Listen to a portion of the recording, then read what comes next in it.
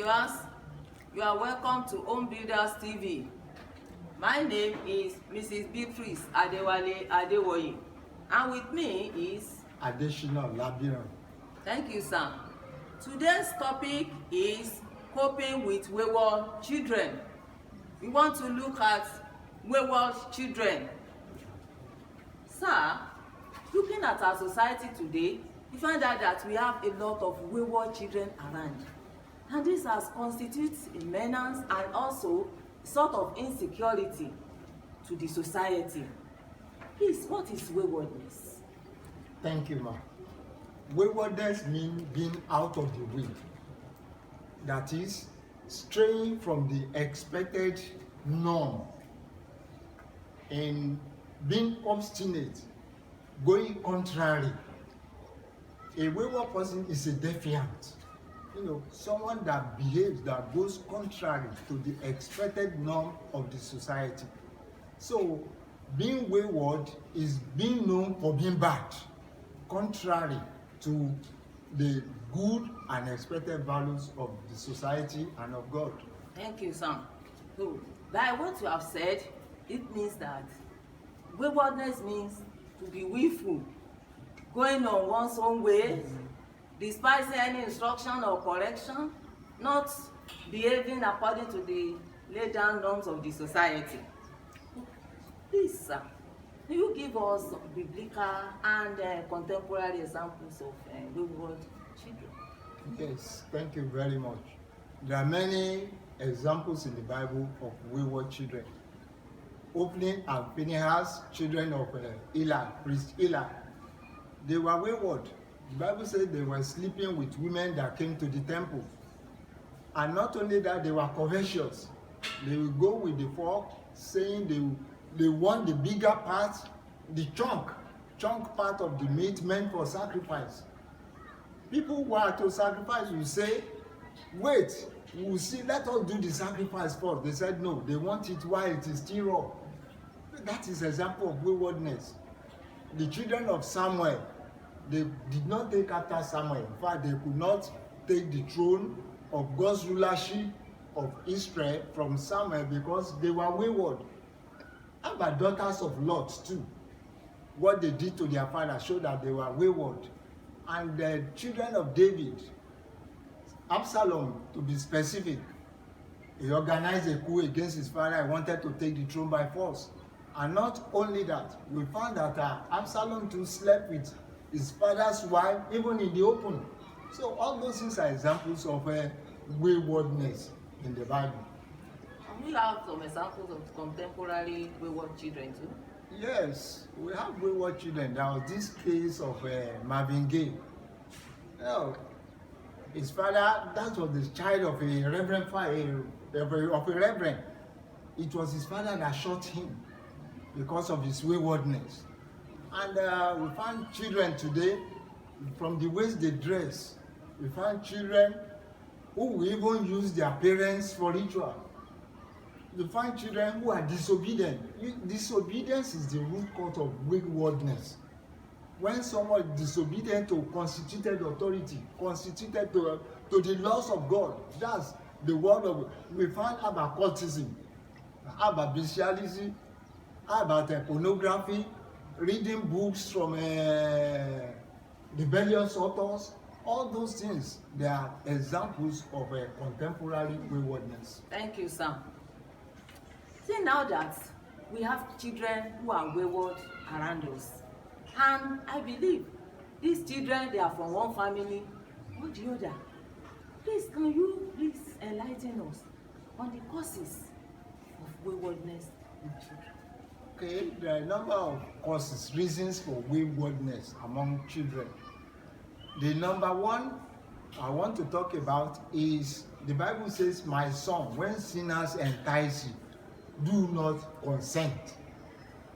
So that means enticement to do evil by sinners or bad peer pressure. People or youths generally, they tend to conform to what their peers do. So, and then bad movies, unwholesome entertainment, reading books written by rebellious authors. All those things are causes that promote waywardness among children. The second one is satanic attack. You see, the family, especially Christian home, is under high pressure, attacked by Satan. So the devil will do everything to make sure, in fact, there's a spirit that works in the children of disobedience. That's in Ephesians chapter 2, verse 2. So it is the spirit that is responsible for waywardness. You know, it's a non-conforming spirit that attacks everything that is good in the society and the home and even in the church. So that is the second reason, cause of waywardness. The third reason is parental neglect. Now, because these days parents are so busy looking for material gains, they neglect their children. And when they neglect their children, you see, anything we gain that will make us to lose our home becomes a loss. Everything you think you gain, when you lose your home, when the home is lost, every other thing you gain becomes a loss. So one has to be very, very careful. So parental neglect. These days, there are parents themselves that are corrupt, parents that are wayward. You find parents, trying to teach their children something that is wrong. Those parents don't have anything good to offer. Another thing is parental high-handedness. Now, this case of a parent, because of the child misbehaved, he changed the leg of the child, of the son, and tied the son and locked him up for days. And eventually the leg became gangrene setting, and the leg had to be amputated. You see, that is wickedness. So parental high-handedness will cause children to become wayward. And another thing is that parental high-handedness is this. When you find that parents, they are too high-handed on children, it will cause the children even to become hardened criminals. It will cause them to become hardened criminals. So it's part of the causes of waywardness in children. Thank you, son. Looking at that's the causes now, like you have explained to us. Can we manage wayward children, or what is the cure for wayward children? Okay, the Bible talks of Abraham. He said, "For I know that Abraham will command his children and household to keep the laws of the Lord." When parents are in command, then they are in a good position, especially fathers. They are in a good position to prevent those children from going wayward. And parents are to be in command.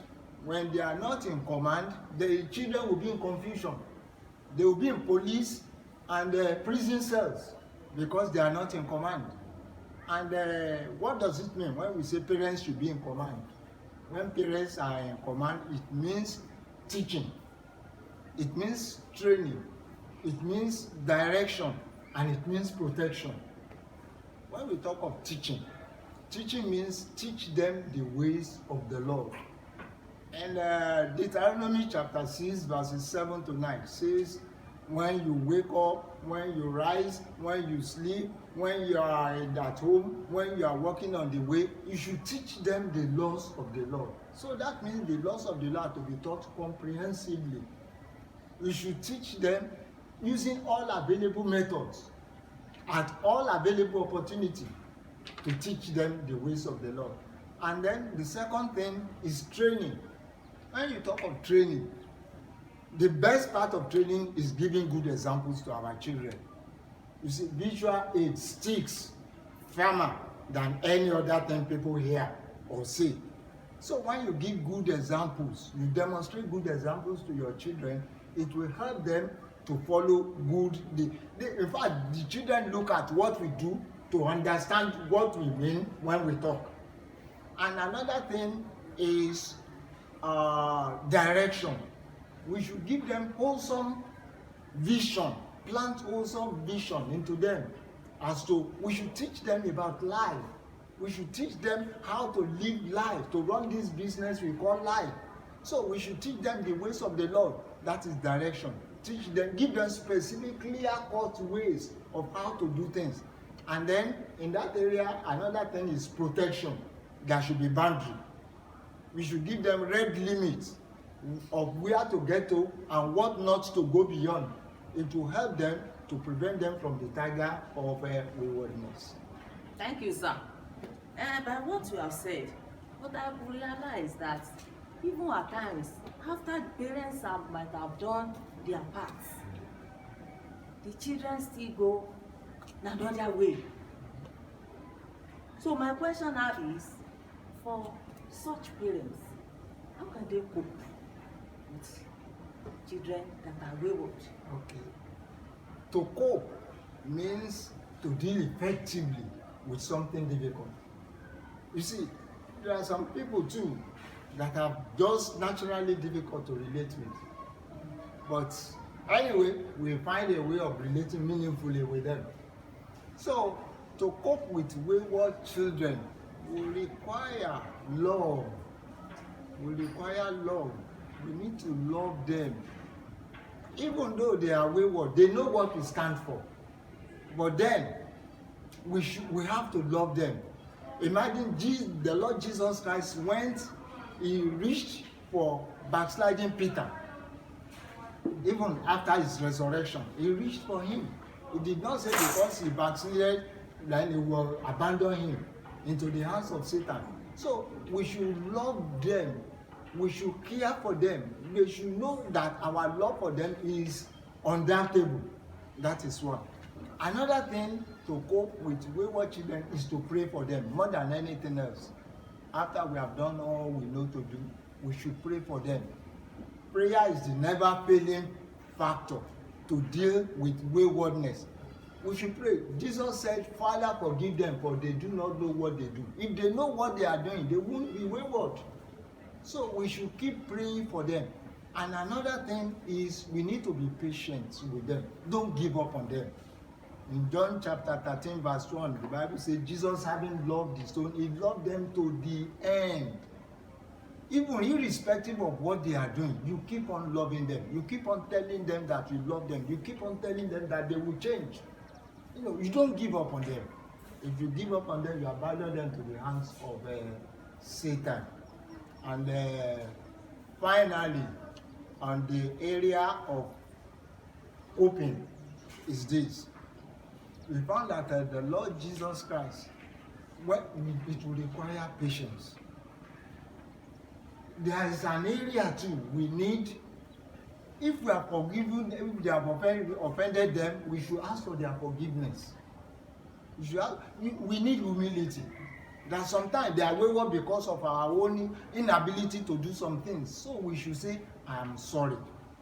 I'm sorry. I have offended you in this area, and the Lord will help us in Jesus' name. Thank you, sir. From what you have said, it means that there is hope for any wayward child to change. If that is the case, I want you to advise parents as well as advise wayward child out there that there is hope for them to change. So I want you to give your advice to both parents and those that are wayward. My advice is don't give up. The gem that God has given you will fulfill their potentials in Jesus' name. Amen. Thank you, sir. Viewers, thank you for your time. God bless you.